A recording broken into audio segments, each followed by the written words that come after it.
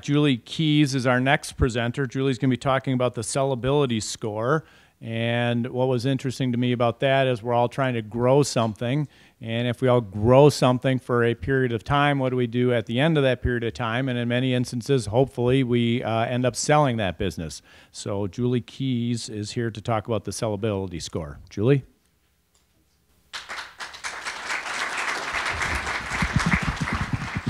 Snap out of there. Oh, there you are.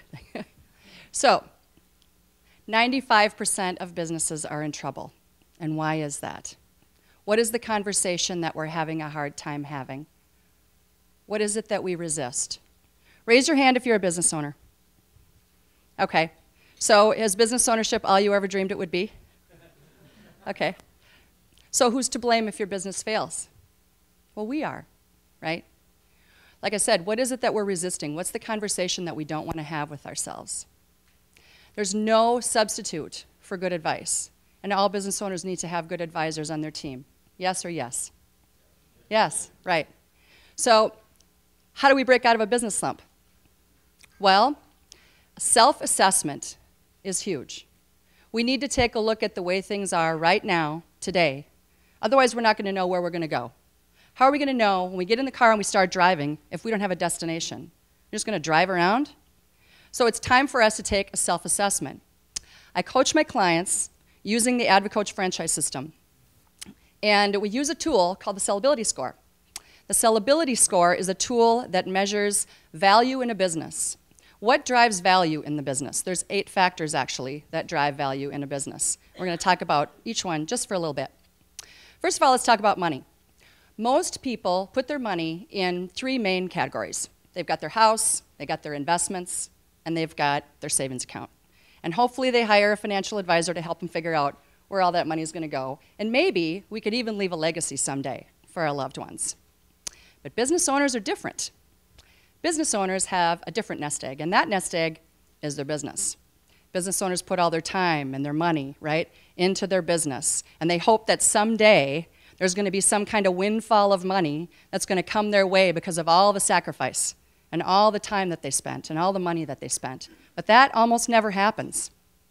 Why does that never happen? Well, because businesses are difficult to sell. Why are they difficult to sell? Because business owners think that their business is worth way more than the market will bear.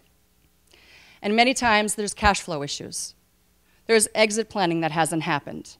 And the list goes on and on. So the sellability score measures value in a business in 8 separate categories. And we're going to talk about each of these factors just a little bit. They were coined by a man named John Warrillow, actually, who wrote a book called Built to Sell. It's a great book if you haven't read it. So the first one is called financial performance, and financial performance has to do with profitability in a company. It also has to do with size versus risk. So the smaller the company, the higher the risk. And unfortunately, most businesses do not ever reach $1 million in revenue, which makes them much more difficult to sell. The second factor, and for whatever reason the graphic isn't showing up, but oh, here it is. Growth potential. So the first one's geographic scalability. Can we grow this business in other locations and in other markets? Horizontal means, can we add products or services to this business that we're not already selling? And third, vertically, where do we have room that we can grow without adding to expense? The third is called the Switzerland structure, and that has to do with neutrality. We don't ever want to be too dependent on any one supplier or any one employee or any one customer or client. We really don't want to have any more than 20% of our business come from any one customer or client. That's like the ceiling. So, valuation teeter-totter has to do with cash flow. Cash flow is really important. We all know cash is king, right? So when a business buyer is looking at your business as a potential purchase, they want to see that there's money there. And if they see that you're using your line of credit to make your payroll or pay your operating expenses too often, that's kind of a red flag. So recurring revenue is another way that we could drive business or drive revenue in a business. And recurring revenue has to do with, like, can I sell subscriptions? Can I create contracts that people will buy so they work with me for a long time? It drives security in a business, and it makes it more attractive to a would-be buyer. The sixth factor is monopoly control. What is my USP? What's my unique selling proposition with my business? What makes me different? What's the moat of protection that I have around my company that my competition does not have?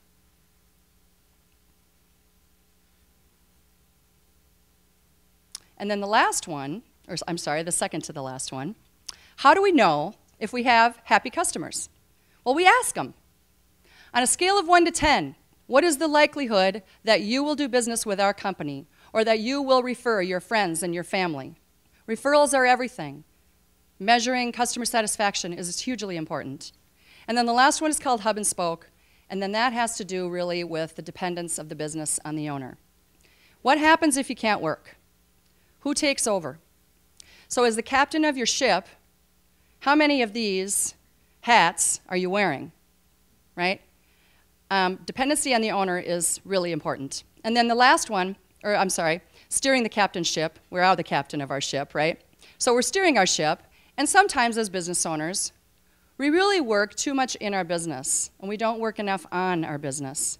And so the important thing is to remember that we've got a vision, we have to stay focused on our vision, and we need to plan. But why is this all important? Well, it really isn't important unless you have a business that you want to sell someday. And so you're asking yourself, well, what do I do? How do I get started? When is a good time for me to get going on this? And the answer is now. Now is the time. Doesn't matter what stage you're in your business. You have a postcard on your table, and it invites you to take the sellability score. It looks like this. It's free, and it takes 10 minutes, and it's a multiple choice questionnaire. And you'll get a report, and we'll talk about it, and we'll see where you score. Thanks, everyone, and thanks, Rick.